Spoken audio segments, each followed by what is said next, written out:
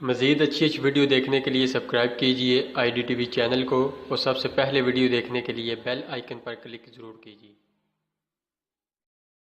اعوذ باللہ من الشیطان الرجیم، بسم اللہ الرحمن الرحیم۔ ناظرین، آپ دیکھ رہے ہیں IDTV اور میرا آج کا موضوع ہے دجال کی آمد کا انکار۔ حضرت عبداللہ ابن عباس رضی اللہ تعالیٰ عنہ بیان کرتے ہیں کہ حضرت عمر بن خطاب رضی اللہ تعالیٰ عنہ نے خطبہ دیتے ہوئے فرمایا، اس امت میں کچھ ایسے لوگ ہوں گے جو رجم یعنی سنگسار کا انکار کریں گے، دجال کی آمد کا انکار کریں گے، عذاب قبر کا انکار کریں گے، شفاعت کا انکار کریں گے، اور لوگوں یعنی گناہگار مسلمانوں کے جہنم سے نکالے جانے کا انکار کریں گے۔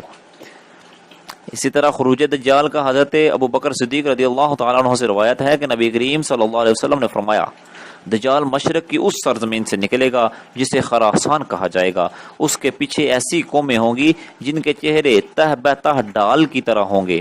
حضرت سعید بن مسیب رضی اللہ تعالیٰ عنہ فرماتے ہیں کہ حضرت ابو بکر صدیق نے دریافت فرمایا کہ کیا عراق میں کوئی ایسا علاقہ ہے جسے خراسان کہا جاتا ہے؟ تو لوگوں نے کہا جی ہاں۔ آپ نے فرمایا دجال وہیں سے نکلے گا۔ عراق سے مراد سرزمین فارس ہے، جس میں آج عراق، ایران، آذربائیجان اور بلوچستان کے بعض علاقے مثلا مکران وغیرہ شامل تھے۔ اس وقت کا خراسان آج کے افغانستان اور ایران اور بلوچستان کے بعض حصوں پر مشتمل ہے۔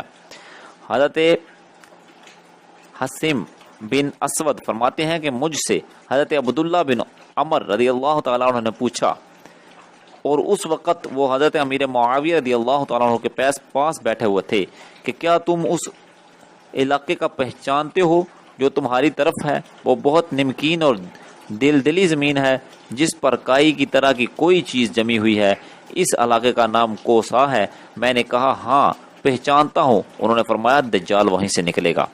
اسی طرح حضرت اسحاق ابن عبداللہ سے روایت ہے کہ میں نے انس ابن مالک کو فرماتے ہوئے سنا کہ اصفہان کے 70,000 یہودی دجال کے پیروکار ہوں گے، جن کے جسموں پر سبز رنگ کی چادریں ہوں گی۔ اسی طرح حضرت عمر بن حیث حضرت ابو بکر صدیق سے روایت کرتے ہیں کہ انہوں نے بیان کیا کہ رسول اللہ صلی اللہ علیہ وسلم نے فرمایا، دجال روئے زمین کے ایک ایسے حصے سے نکلے گا جو مشرق میں واقع ہے اور جس کو خراسان کہا جاتا ہے۔ اس کے ساتھ لوگوں کے کتنے ہی گروہ ہوں گے، اور ان میں سے ایک گروہ کے لوگوں کے چہرے تہ بتہ پھولی ہوئی ڈال کی مانند ہوں گے۔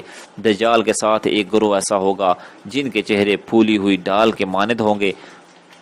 کیا واقعی ان کے چہرے ایسے ہوں گے، یا پھر انہوں نے اپنے چہروں پر کوئی ایسی چیز پہن رکھی ہوگی جس سے وہ اس طرح نظر آ رہے ہوں گے؟ اس حدیث میں خراسان کو دجال کے نکلنے کی جگہ بتایا گیا ہے۔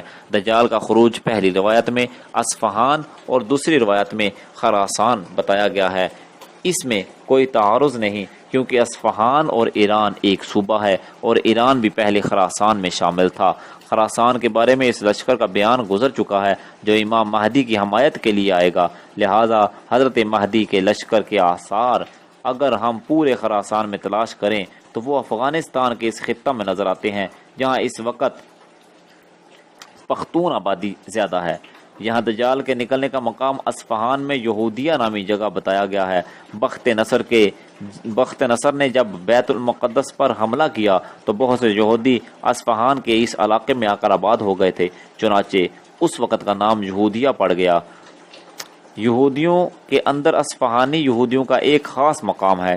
ان کی اہمیت کا اندازہ اس حدیث سے لگایا جا سکتا ہے جس میں ہے کہ دجال کے ساتھ 70,000 اصفہانی یہودی ہوں گے۔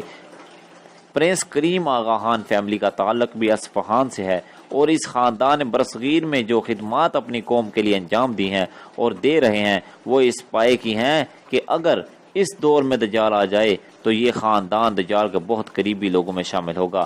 اس کے علاوہ اور بھی بہت سی شخصیات ہیں جو اصفہانی یہودی ہیں اور اس وقت عالم اسلام کے معاملات میں بہت اثر و رسوخ رکھتی ہیں۔ اللہ رب العزت کی بارگاہ میں دعا ہے کہ ہمیں اس فتنہ عظیم کے بارے میں اچھی معلومات حاصل کرنے کی توفیق عطا فرمائے۔ وآخر دعوانا الحمدللہ رب العالمین۔